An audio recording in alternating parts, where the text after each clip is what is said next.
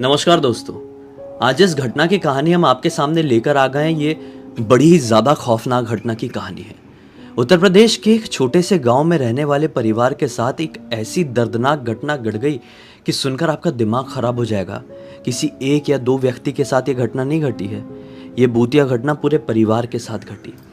तो ऐसा था कि इस छोटे से घर में मतलब बड़ी खुशहाली से अपनी ज़िंदगी काट रहे थे एक लड़का और उसके मम्मी पापा। लड़के की उम्र थी मतलब 23-24 साल का था, और लड़के की एक सगी बहन भी थी और उसकी शादी हो गई थी। वो भी शादी करके मतलब उत्तर प्रदेश के ही एक दूसरे टाउन में गई हुई थी। लेकिन ऐसा नहीं था कि वो बहुत दूर चली गई थी। मतलब वो जो लड़की थी उसका नाम था पिंकी। तो पिंकी का ससुराल और मायका एक दूसरे से यही कोई 70-80 किलोमीटर की दूरी पर था। एक दिन की बात है, पिंकी जो है ना अपने घर पर आई हुई थी। किसी रीज़न से उसकी तबीयत खराब हो गई। तबीयत बहुत ज़्यादा खराब रहने लगी, मतलब ठीक नहीं हो रही थी। तो पिंकी के पति ने क्या बोले कि एक काम कर, अभी अपने घर गई हुई है, तबीयत भी ठीक नहीं है, तो कुछ दिन वहाँ पर रह ले। यहाँ पर भी मेरा क्या बहुत काम चल रहा है, मैं तेरा ध्यान नहीं रख पाऊँगा। तो पिंकी वहीं रुक गई। अब अचानक से हड़बड़ी में पिंकी के ससुराल में किसी की शादी निकल गई और डेट भी एकदम नज़दीक की। पंडित जी ने बोल दिया कि इसके बाद की डेट नहीं मिलेगी, शादी फिक्स करो। तो पिंकी तो अपने मायके में बैठी हुई है, उसके ससुराल में शादी सेट हो गई है। तो फिर भी पिंकी के घर वालों ने मतलब ससुराल वालों ने पूरा समझे और पिंकी को बोले कोई दिक्कत वाली बात नहीं है, हेल्थ फर्स्ट है, और वैसे भी कोई अपने एकदम एग्जैक्ट परिवार का आदमी नहीं है। जिसकी भी शादी सेट हुई है उसकी शादी में उसी दिन भी जाएंगे तो कोई तकलीफ नहीं है, तो आराम से अपना आराम कर, ठीक है। अब शादी वाला दिन आया तो इस दिन तो जाना ही पड़ेगा। तो पिंकी वैसे 3-4 दिन से अपने आप को थोड़ा ठीक महसूस कर रही थी। वो, उसके पापा, उसकी मम्मी और उसका भाई, ये चारों जन उनके कार में सवार होते हैं और निकल जाते हैं ससुराल में। वहाँ पे बढ़िया शादी वादी होती है, खाना वाना हुआ। रात के 3 बजे के आसपास ये लोग अब वापस रिटर्न आने के लिए, अपने यूपी वाले गाँव में रिटर्न आने के लिए गाड़ी से निकले ही हैं। तो मम्मी सो गई थी, पिंकी की मम्मी गहरी नींद में सो रही है।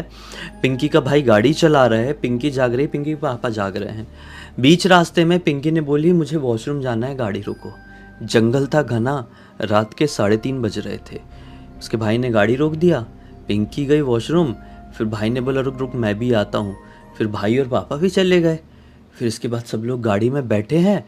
गाड़ी वहाँ से निकाले हैं, जस्ट 5 मिनट हुआ है, पिंकी के पापा को अटैक आ गया और बहुत ज़्यादा मतलब खतरनाक वाला, पूरी सांस वास रुक गई। लेकिन किस्मत की बात ये थी कि पिंकी के भाई को सीपीआर आता था, तो उसने अपने पापा को सीपीआर दिया और वो थोड़े ठीक हुए। क्योंकि इतने बजे ऐसे जंगल वाले रास्ते में आसपास कोई बड़ा हॉस्पिटल भी नहीं था, कैसा करे, तो सीपीआर दिए और घर पर लेकर चले गए। घर पर ले जाने के बाद ये सोचे हैं कि भाई अगले दिन उठ के बड़े हॉस्पिटल में लेके जाएंगे, निकलेंगे यहाँ से। लेकिन सुबह ढंग से होने से ही पहले पिंकी के पापा की मृत्यु हो गई। कुछ समझ में नहीं आया।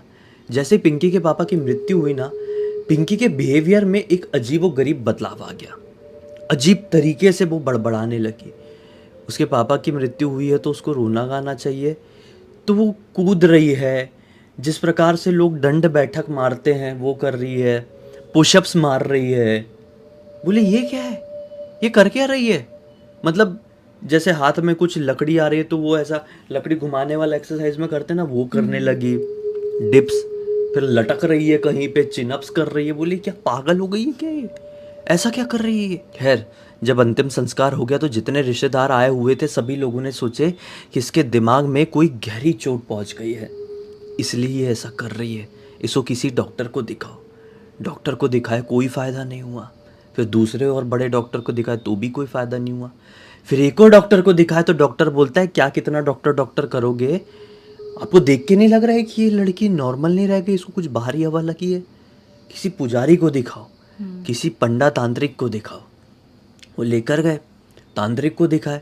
तांत्रिक ने बोला बाहरी हवा तो लगी हुई थी, लेकिन क्या समझ में नहीं आ रहा है, लेकिन अभी बेटी का देखना, घर जाने के बाद वो ठीक रहेगी। घर पर गए और इसकी हालत में काफ़ी ज़्यादा सुधार आया। अब क्या बोले कि एक काम कर, बहुत दिन हो गए यहाँ पे, और यहाँ पर मतलब पिताजी की मृत्यु भी हुई है तो माहौल बहुत ज़्यादा है, तेरी भी तबीयत अब ठीक नहीं है। इसके भाई ने इसको बोला कि अब तू अपने ससुराल चले जा, अपने पति के पास चले जा, वहाँ पे थोड़ी ठीक रहेगी। इसने बोली ठीक है मैं चली जाती हूँ। ये अपने पति के पास गई ही है, 2 दिन ठीक से थी ही, तीसरे दिन से 4 बजे से उठकर एक्सरसाइज करना शुरू। और नॉर्मल एक्सरसाइज नहीं कर रही है, एकदम दंड बैठक लगा रही है, सूर्य नमस्कार कर रही है, चिनअप्स वगैरह कर रही है। इसने रियल लाइफ में, अपनी नॉर्मल लाइफ में कभी कोई एक्सरसाइज वगैरह ऐसा नहीं की थी। एक नॉर्मल लड़की थी ये कैसे अभी कर रही है, किसी को कुछ समझ में नहीं आ रहा है। इसका पति नोटिस करता, खाना वाना बहुत खा रही है। नॉर्मली एक जो लड़की होती है वो 3-4 रोटियां खा ली तो बहुत हो गया, ये खा रही है 20-20 रोटियां, खतरनाक बटर लगा के। किसी से बात भी कर रही तो बिल्कुल ऐसे तन के, और उसका लैंग्वेज लहजा भी पूरी तरीके से बदला हुआ है। और कुछ भी ज़रा सी बहस होती तो किसी को मारने उड़ जाती, जैसे किसी का सर फोड़ डालेगी। उसके पति ने फ़ोन लगाए इसके भाई के पास, बोली ऐसा ऐसा क्यों कर रही, इतने दिन से घर पर थी तो कुछ ऐसा तुम लोगों ने नोटिस किए क्या? तो भाई ने बोला कि हाँ हमने भी नोटिस किए थे, तो डॉक्टरों को भी दिखाया, पुजारी जी को भी दिखाया, हम आपको बताए नहीं थे, आप चिंता में जाओ करके। किसी ने बोला कि इसको बाहरी हवा लगी हुई है, फिर ये ठीक थी तो हमने बोले घर जा। तो घर पे भी वैसे ही कर रही है क्या? बोले हाँ यहाँ पे तो ओवर कर रही है। बोले खाना पीना भी इसका पूरा बदल गया है, ज़िंदगी में कभी नॉनवेज को हाथ नहीं लगाती थी, यहाँ पे मतलब 1.5 किलो मुर्गा एक बार में ख़त्म कर दे रही है एक टाइम में। बोले कैसे संभव हो सकता है, दुबली पतली सी लड़की है, कभी ज़िंदगी में ऐसा कुछ खाई नहीं है। तो फिर इन्होंने बोले कि एक काम करो, कोई और तांत्रिक बाबा के पास लेकर जाओ। बोले नहीं तांत्रिक बाबा के पास नहीं, ऐसी सिचुएशन में मैं जानता हूँ कि इसके पास लेके जाना चाहिए। ये क्या किए, रात के लगभग 1:30-2 बजे के आसपास इनके ही टाउन का जो एक शमशान घाट था वहाँ पर लेकर गए। वो शमशान घाट में एक अघोरी बाबा रहते थे। अघोरी बाबा को दिखाया और पूरी बात बताए। अघोरी बाबा ने वहाँ पर चिता जली हुई थी, चिता की राख पकड़े, इसके पूरे चेहरे पर लगाए और कुछ बोले, कुछ मंत्र ही रहा होगा, जो भी रहा होगा, उन्हें बोले मन में, इसे कान में कुछ बोले, और अब वो बोलना शुरू करी कि तू जानता भी है मैं कौन हूं, तुझे क्या लगता है ऐसे शमशान घाट से मैं डर जाऊंगा? ऐसे कई शमशान घाट देख लिए हूं आज तक। तो जैसे ही पति ने सुना ये बात कि मेरी पत्नी पिंकी ऐसा कैसे बोल रही है, कैसे कई जिंदगी में शमशान घाट देखा हुआ हूं आज तक, क्या हो गया इसको? तो पिंकी अपने पति की तरफ पलट के क्या बोलती है, चुप रह, तेरी पत्नी वतनी नहीं हूं मैं, मर्द हूं, पहलवान हूं। ये सुन के दिमाग खराब, बोले पहलवान हूं मतलब? बोले हाँ, तेरी पत्नी उस रात बहुत बढ़िया वाला गजरा लगाई हुई थी, अच्छा वाला परफ्यूम लगाई हुई थी, उसकी साड़ी में मिठाई भी बंधी हुई थी। जब मैंने उसको देखा पहले तो मैं खुशबू से पागल सा हो गया, फिर मुझे जब उसका चेहरा साफ साफ दिखाई दिया तो मुझे इससे प्यार हो गया। अब मैं इसे छोड़कर नहीं जाऊंगा। अभी तो देख मैं इसके शरीर में आया हूं, अगर तू इससे दूर नहीं रहा तेरी जान ले लूंगा मैं। तू मेरे से लड़ नहीं पाएगा, तू सोचना मत। तेरे जैसे 25-25 एक बार में आते थे तो धूल चटा देता था मैं। मुझे मारने के लिए भी लगभग 35-40 लोगों को आना पड़ा था, तब मुझे मार पाए थे। उसी जंगल में मारे थे मुझे जहाँ पर तेरी पत्नी और इसका बाप बाथरूम करने के लिए आए थे। इसके बाप को तो वहीं पे ख़त्म कर दिया, जहाँ पर रहता हूँ वहीं पर आके। लेकिन तेरी पत्नी इतनी खूबसूरत थी ना, उसकी सारी गलतियाँ माफ़। अब तू कोई गलती मत करना, अपनी पत्नी को छूना भी मत, वरना उसी दिन तेरी मौत पक्की। ऐसा ऐसा करके बोलती है। अब पति तो कांपने लगा ऊपर से नीचे तक। बोली क्या बोल रही है? अघोरी बाबा ने बोले कि एक काम करो, इसको घर पर लेकर जाओ। एक नरकंकाल निकाले अघोरी बाबा ने, इसके सर पर 7 बार घुमाए और फिर बस एक बार टच किए हैं, वो बेहोश। बोले इसको घर लेके जाओ और घर ले जाने के बाद इसको मेहंदीपुर बालाजी लेकर जाना। वहाँ पे प्रेतराज सरकार है, वही मुक्ति दिला सकते हैं, क्योंकि इसके अंदर जो आत्मा है ना, ये बड़ी ही खतरनाक लेवल पे सताई हुई आत्मा है। जाओ जाओ इसको लेकर जाओ यहाँ से, कोई फ़ायदा नहीं है। वो लेकर गए हैं घर, रात में सोचे हैं कि सोते हैं, कल सुबह लेकर जाएंगे मेहंदीपुर बालाजी के लिए निकलेंगे, इसके भाई से बात करेंगे। लेकिन ठीक रात में ये 3-3:15 बजे आज भी इनको इनके छत से कुछ आवाज़ सुनाई दे रही है किसी चीज़ की। ये आँख खोले तो देखे बाजू में पत्नी नहीं सो रही है। ये घबराए घबराए बाहर निकले, देखे कि जो सीढ़ियाँ हैं छत में जाने की, उसका गेट खुला हुआ है। पत्नी गई है छत में। वो जैसे ही छत पहुँचे तो क्या देख रहे हैं कि वहाँ पर इनकी गली के 4 कुत्ते रहते थे। चारों कुत्तों को उधेड़ उधेड़ कर खा रही है। वो मतलब देखकर वहाँ पर उनका हार्ट बीट बहुत, क्योंकि वो अपने गली के कुत्तों से बहुत प्यार करते थे। इनकी हार्ट बीट ऐसी हो गई कि इनको लगा कि अब मैं चक्कर खाकर गिर जाऊंगा। जैसे अपनी पत्नी को छुड़ाने गए हैं तो पत्नी ने इनके हाथ में भी बहुत बुरी तरीके से काट ली, बहुत बुरी तरीके से। अब ये चीज़ किसी पड़ोसी ने देख लिया। जब ये कुत्ते पकड़ के ले जा रही होगी अपने छत की तरफ, किसी ने देख लिया। वो तुरंत आया उसी समय।